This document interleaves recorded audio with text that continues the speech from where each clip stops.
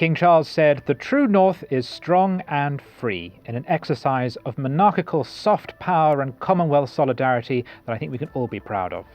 Is, in fact, the monarch of the UK a secret centrist dad? So it's just really interesting that when Canada comes to assert its sovereignty and assert its independence, what does it do? It leans into the monarchy and into the Commonwealth, stressing that its democracy is very different from that of the United Kingdom. King Charles and Queen Camilla were in Canada this week to open the country's parliament with lots of pomp and ceremony. He is only the second British monarch to open the Canadian parliament, the first being his mother, Queen Elizabeth II, in 1957 and 1977.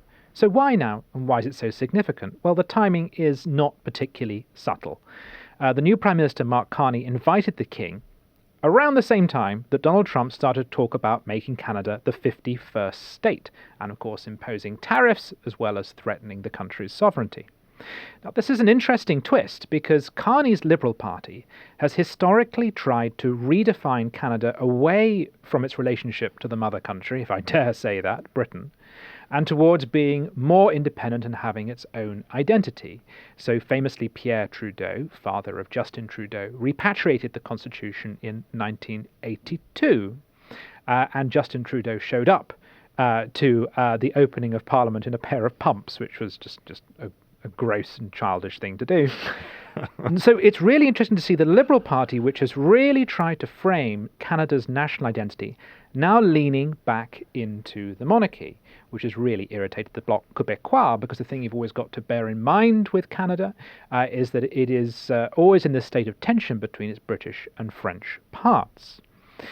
And what the message that we're being given here is that Canada's democracy is different from America's. There's a feeling that Trump actually doesn't understand that Canada is distinct from America. That claim with the 51st state implies that he thinks that Canada really ought to be part of the United States because it's naturally part of the United States. And this goes back to the Monroe Doctrine, to the idea of ever further expansion westward. It was always originally a plan that Canada would be integrated within the United States.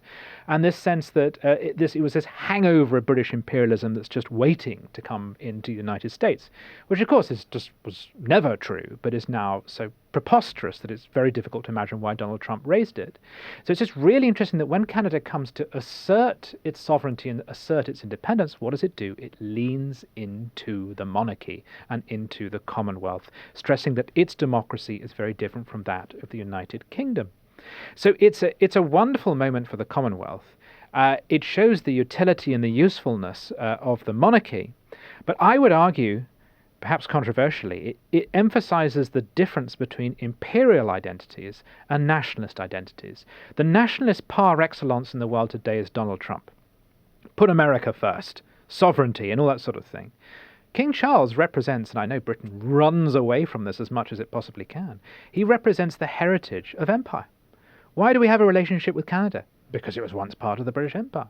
In the same way that we have relationships with other parts of the world, India, Nigeria, etc., etc. And there's actually a case to be made during a period in which nationalism is returning, great states are at each other's throats, Russia's threatening the sovereignty of other countries. It's actually an old-fashioned empire that sort of offers this model of multicultural cooperation, rooted not in a committee-based republican system, but rather in something historic which has a bit of class to it. So I think this is a really significant moment because it shows us there is an alternative there is a conservative, traditionalist alternative to nationalism, which is to play upon the historical legacy of empire. And actually there is a comfort in the ideas of Commonwealth. Yeah. This idea of this loose federation, not done by the rule books of the European Union, but just done by cooperation and discussion. Let's just hear a bit of King Charles and what he spoke about, because I said at the top slightly flippantly, is he the next generation of centrist dad? But he does actually speak very passionately about climate change, about what are described in Canada as First Nation people. So those are the people who were there before the arrival of the West.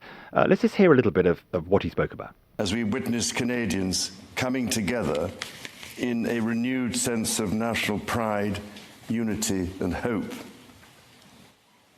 I would like to acknowledge that we are gathered on the unceded territory of the Algonquin and Anishinaabe people. This land acknowledgement is a recognition of shared history as a nation. Today, Canada faces another critical moment. Democracy, pluralism, the rule of law, self-determination, and freedom are values which Canadians hold dear, and ones which the government is determined to protect.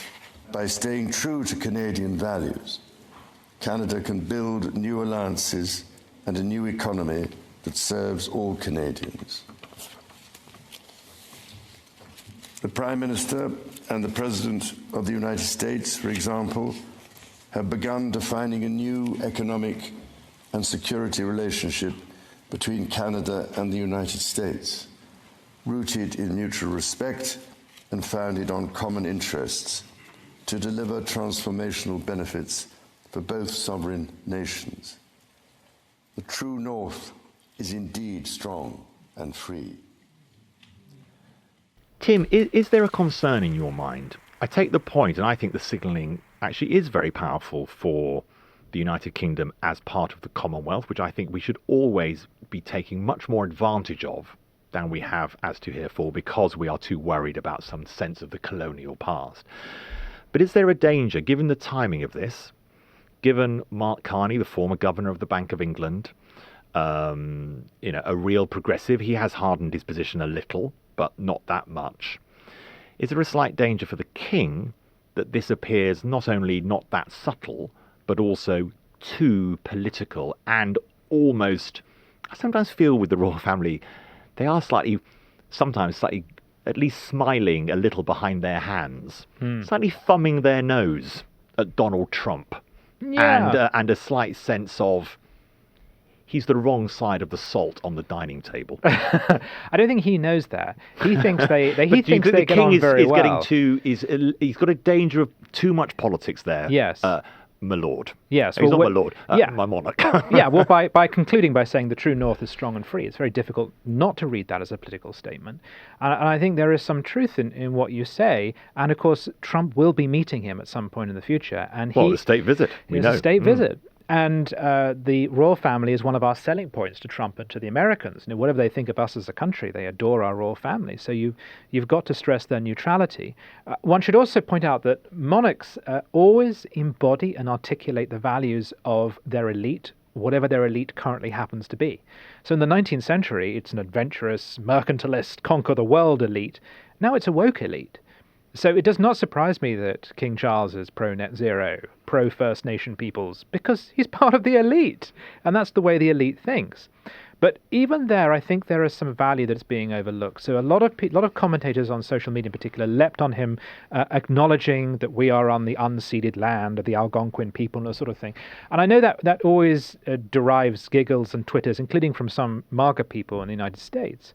But given, as I mentioned, that this is all about the legacy of empire, how are you going to approach that, and how are you going to have a mature, modern relationship with First Nation and Indigenous peoples unless you acknowledge that? That's like a first step towards being good neighbors and building a good community, is acknowledging the controversial history behind this nation. Once you've done that, once you've shown due respect, you can then show brotherhood and fraternity. And I think the monarchy is very good at doing that. When politicians apologize, it really irritates me because I feel like, I didn't vote for you to do that. You're apologizing on my behalf. Maybe I don't want to do an apology. When a king does it, I think because they speak for tradition and history, and because they care about the Commonwealth, they want it to exist, they want us to work together, I think it's much better coming from him. And it creates the basis upon which we can have transnational cooperation and treat each other as equals.